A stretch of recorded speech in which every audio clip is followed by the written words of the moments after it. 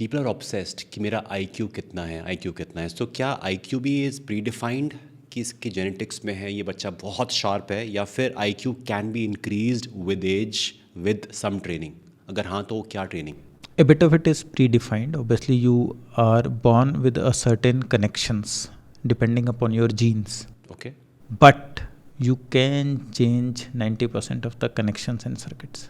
आप अपने ब्रेन के कनेक्शन और सर्किट को यूज़ ऊपर नीचे करके आगे पीछे करके चेंज कर सकते हो. तो आई थिंक जो लोग बोलते हैं आई क्यू मेरा कम है, इसका ज़्यादा है, ये तो इसके माँ बाप डॉक्टर हैं, अब ये तो बहुत इंटेलिजेंट होगा. नो, वो एक सर्टेन जीन्स के साथ पैदा हुआ है, और वो जीन्स हैं, वो इंटेलिजेंस का जीन कोई डॉक्टर होने से नहीं आता या इंजीनियर होने से नहीं आता.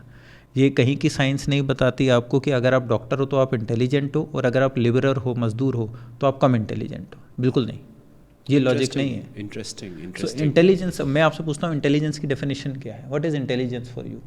What is intelligence?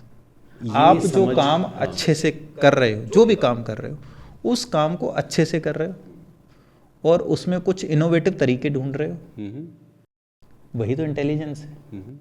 ये समझ होना कि जो मैं कर रहा हूँ वो सही है या नहीं है, ये तो जजमेंट हो गया. लेकिन इंटेलिजेंस क्या है? इंटेलिजेंस तो ये है कि माना मैं, आप समझ लो, मैं आपके साथ मैं राज मजदूर हूँ एक, मैं घर बनाता हूँ जी, लेकिन उस घर को मैं अच्छे से बना रहा हूँ और उस घर बनाने के अलग अलग टेक्निक्स और आइडियाज़ ढूंढ रहा हूँ, इनोवेट कर रहा हूँ, उसमें कुछ और नया टेक्निक लगा रहा हूँ, कोई नई डिज़ाइन बना रहा हूँ. ठीक है, वो इंटेलिजेंस है.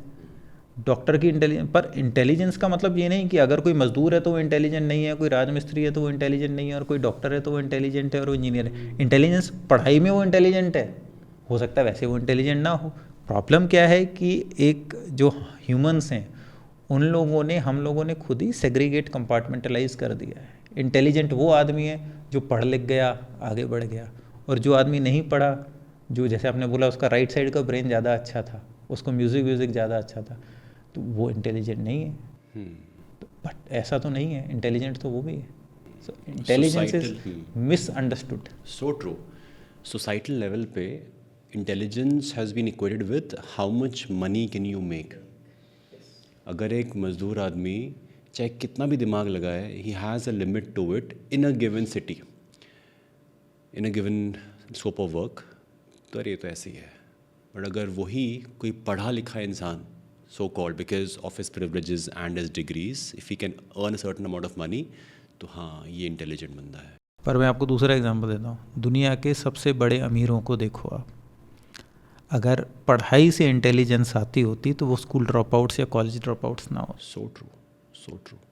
You look at the people जो अमीर हुए, भारत के सबसे अमीर लोगों के आप टॉप 5-10 लोगों के लगा के देख लीजिए, जो पहली जनरेशन के हैं. सेकेंड जनरेशन में नहीं बात कर रहा, पहली जनरेशन में. क्या वो पढ़ाई में बहुत अच्छे थे? नहीं, but they were intelligent. Intelligence doesn't mean money. Intelligence, you can be intelligent in what ever field you work and you can be damn good with it, but कोई ज़रूरी नहीं कि आप उससे पैसे बनाओ. सो पैसे को इंटेलिजेंस से आप इक्वेट नहीं कर सकते, दोनों अलग अलग चीज़ें हैं. इंटेलिजेंस तो है, और उस इंटेलिजेंस की वजह से हो सकता है आप पैसा कमाओ, ऐसे जॉब में हो कि इंटेलिजेंस से पैसा आता है, या आप ऐसे जॉब में हो उस इंटेलिजेंस से पैसा नहीं आता या उतना नहीं आता. इम्पॉर्टेंट पॉइंट है ना आपने बोला है अभी, बिकॉज बहुत सारे बच्चे ऐसे ही उनका बचपन बीता है, बिकॉज जो उनकी मार्कशीट है उसने प्रूव कर दिया कि ये बच्चा इंटेलिजेंट है या नहीं है. If he could not score an A और 99%, तो एज पर स्कूल एंड समाज ये इंटेलिजेंट है ही नहीं. ये बहुत कॉमन है. अच्छा, वैसे आप बताओ, आपका बच्चा है 2.5 साल का, आपने बोला, आप क्या बोलते हो, समझदार है कि नहीं है? हाँ, बहुत समझदार है. एवरी पेरेंट थिंक्स कि मेरा बेटा बहुत समझदार है. अब उसको आपने 4 चीज़ें मना करी, उसने कहा कि ये मत करो, ये करो, ऐसा करो, अगर वो मान गया, समझ गया, तो समझदार है. टेक्निकली भाई समझ, यही तो समझ है, अंडरस्टैंडिंग, समझ, इंटेलिजेंस. बट अब वो समझ आ गई आप तो, लेकिन अगर आप माना, अब वो ऐसा कोई ज़रूरी तो नहीं है कि वो करोड़पति बन जाए, अरबपति बन जाए, वो बहुत ज़्यादा सक्सेसफुल डॉक्टर, लॉयर, इंजीनियर बन जाए. मोरओवर इंडियन फील्ड में तो है क्या, जो आप 2-4 फील्ड्स हैं कि अगर आप डॉक्टर हो तो आप बहुत समझदार हो, आप बहुत इंटेलिजेंट हो, आप क्रीम ऑफ सोसाइटी हो. अगर आप, वो किससे डिसाइड होता है? एक तो मार्क्स से. और मैं आपको इंटेलिजेंस का एक एग्जांपल देता हूँ. जब मैं सेलेक्ट हुआ था पीएमटी में, तो जितने मेरे मार्क्स थे उतने ही मार्क्स 200 और लोगों के थे मेरे से नीचे, और मेरी रैंक 200 में ऊपर की साइड थी। उसका रीज़न क्या था कि 4 सब्जेक्ट होते थे, फिज़िक्स, केमिस्ट्री, जूलॉजी, बॉटनी। तो इनमें से सबसे पहले प्रायोरिटी दी जाती थी बायोलॉजी को, तो जिसके बायोलॉजी में ज़्यादा नंबर आएंगे उसको प्रेफरेंस दिया जाएगा सेम मार्क्स पे। दूसरा दिया जाएगा केमिस्ट्री को, तीसरा दिया जाएगा फिज़िक्स को। तो मेरे बायोलॉजी में से ज़्यादा मार्क्स थे, जो जिसके भी बायोलॉजी में मेरे से कम थे, माना मेरे 150 नंबर थे, तो अगर 150 दूसरे आदमी थे लेकिन उसके फिज़िक्स में ज़्यादा थे तो उसकी रैंक पीछे हो गई। अब मैं डॉक्टर बन गया, हो सकता है वो डॉक्टर ना बना हो, बट कि अगर फिज़िक्स होता पैरामीटर तो वो बन जाता डॉक्टर। बिल्कुल।